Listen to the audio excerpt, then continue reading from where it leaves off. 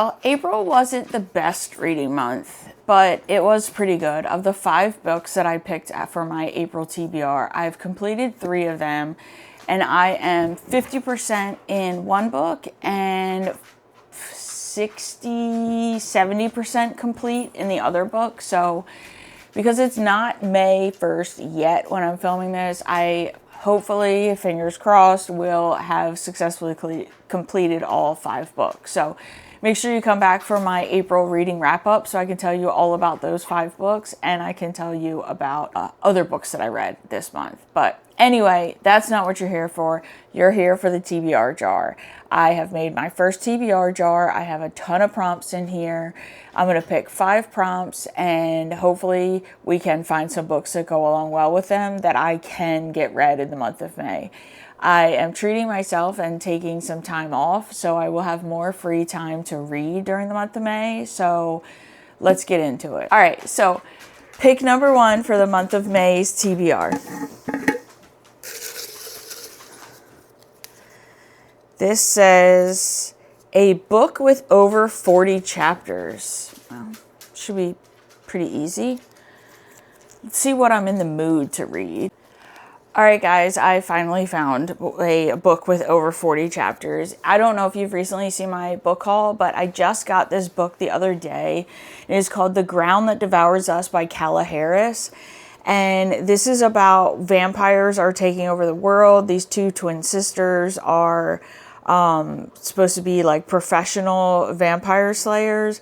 But then one sister gets turned into a vampire, and it just seems like it's going to go wild from there. So I'm excited. This is YA. I've never read from this author before. It was in the discount bin at one of the bookstores I visited recently, and I think it sounds like it could be fun. So book 1 on the May TBR, a book with over 40 chapters, is The Ground That Devours Us. And just to show you, we have 43 chapters in this book. So that is book number 1, and I'm excited.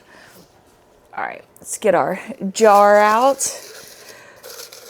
Prompt number 2 is going to be the longest book on your TBR.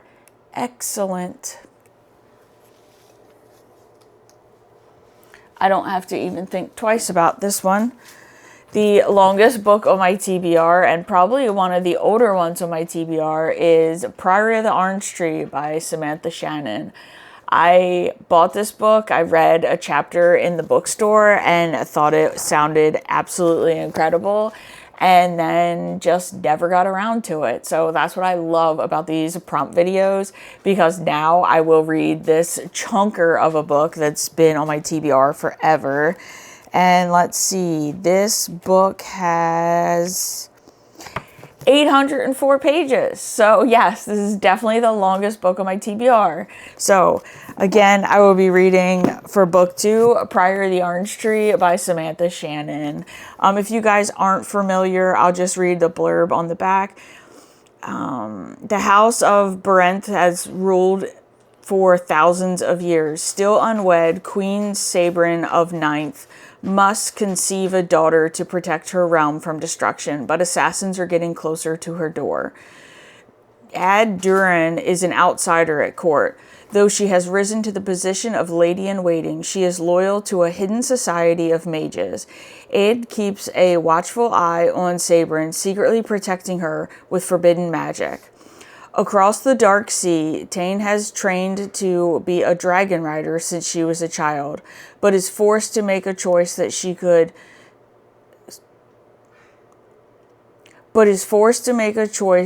could see her life unravel. Meanwhile, the divided East and West refuse to parley, and forces of chaos are rising from the deep. So I still don't really know what this book is about from reading that, and I could not pronounce a single name on the back of the book. So I definitely am going to see if I can pick up the audiobook for this to at least help get me started with what these names are supposed to sound like. So again, book 2, Priory of the Orange Tree, Samantha Shannon. Yeah, let's hope for some skinny prompts after this one. Prompt number 3. All right. This one says, most recent added to your TBR. So let me look into this and I'll get back to you. All right, so I recently got The Academy 5 by TJ Layton.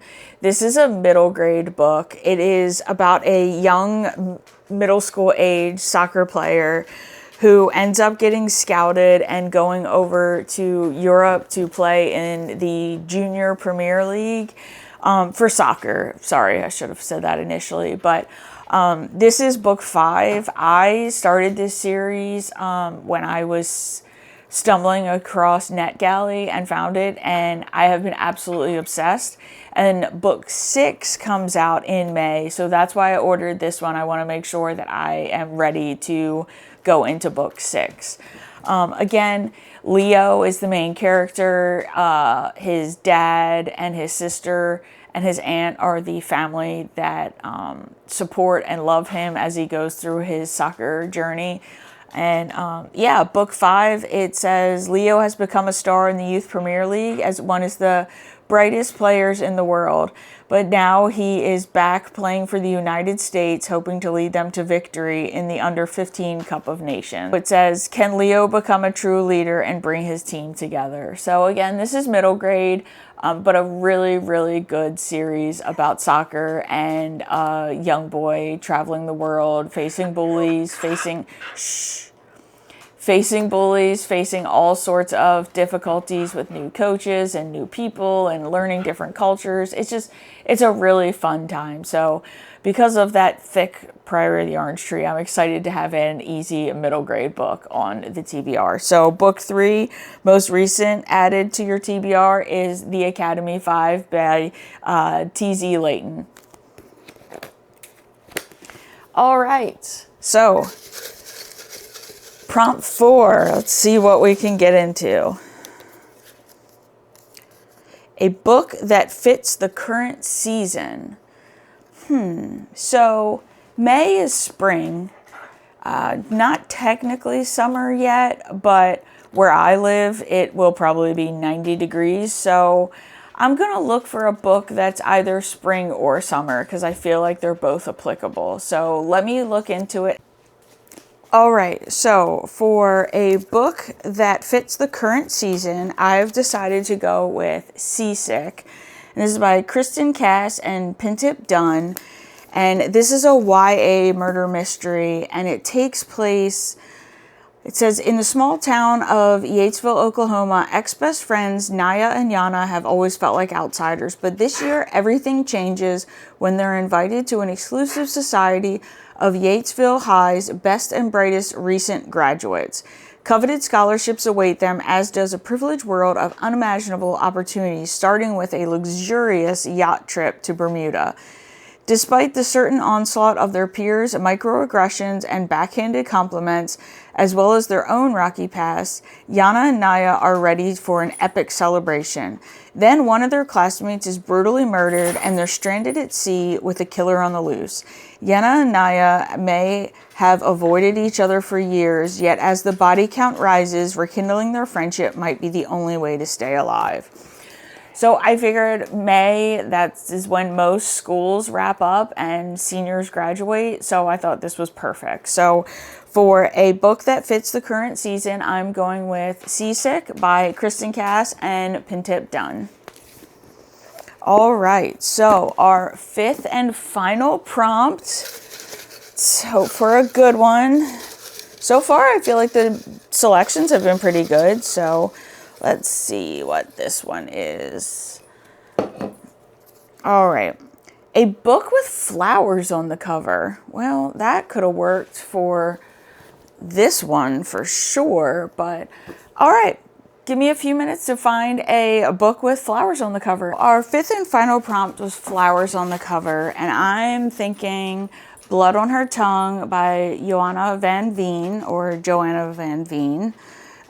This has been going around the internet for a while, and I've heard really good things about, it's about 2 sisters, so I'm leaning towards this one, but I also have Please Stop Trying to Leave Me by Alana Saab. This one, I don't remember where I heard of it. It says, while God is sending her signs through Instagram and Spotify demanding she break up with her girlfriend, Norma meets with a new therapist for one reason. She really needs to write again. She only has a few pages to go to finally finish her manuscript, but she can't do it until somebody tells her what kind of story she's living in.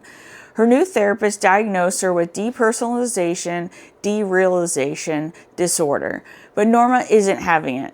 It's just oblivion. Now haunted by SSRI side effects and with life becoming less fictional by the day, Norma has never felt crazier.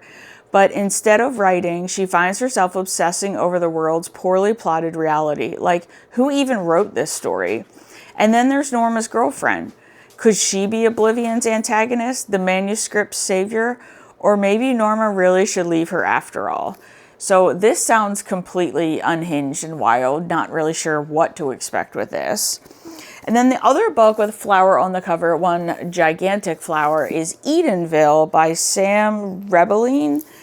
And it says, an unsettling, immersive, and wildly entertaining debut novel from an exciting new voice in horror for fans of Paul Tremblay and Stephen Graham Jones. So it says, after publishing his debut novel, The Shattered Man, to disappointing sales and reviews, Campbell P. Marion is struggling to find inspiration for a follow-up.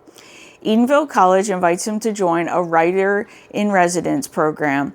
He's convinced that his bad luck has finally taken a turn. His girlfriend Quinn isn't so sure. She grew up near Edenville and has good reasons for not wanting to move back. Kim disregards her skepticism and accepts the job, with Quinn reluctantly following along.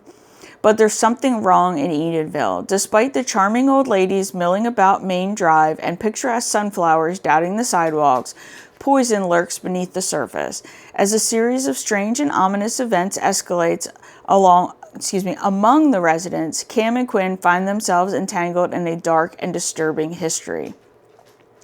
Told with equal parts horror and humor, Edenville explores the urban legends that fuel our nightmares and the ways in which ambition can overshadow our best instincts. Sam Rebelline is an exciting, sharp new voice sure to terrify readers for years to come. I don't know. I was leaning towards this one, but this sounds really good. So I think for prompt number 5, book with flowers on the cover, I'm going to go with Edenville by Sam Rebelline. Just to recap, prompt number 1, over 40 chapters, I'm going to go with The Ground That Devours Us by Kala Harris. Prompt number 2, obviously the largest book on my TBR, Prior to the Orange Tree by Samantha Shannon. Prompt number 3 was most recently added to the TBR, and that's going to be The Academy 5 by T.Z. Layton. Book 4, book that fits the season. This takes place right as the seniors are graduating high school, and this is Seasick by Kristen Cast and Pintip Dunn. And our 5th and final book, Flowers on the Cover, is going to be Edenville. So yeah, it's a pretty good stack of books. One of them a little chunkier than I was hoping for, but that's all right. All we can do is try. Who knows if I'll even read any of these books. The goal is to read all of them, but I'm not going to beat myself up if I only read a couple. Thank you for watching this video, and please make sure to like and subscribe so you can come back and watch my April book review. I've read some really good ones I want to discuss, especially an arc that is coming out the end of April, and so I want to make sure that I give that book the attention and the love that it deserves. So again, thank you for watching, and I can't wait to see you in my next video. Bye guys, happy reading!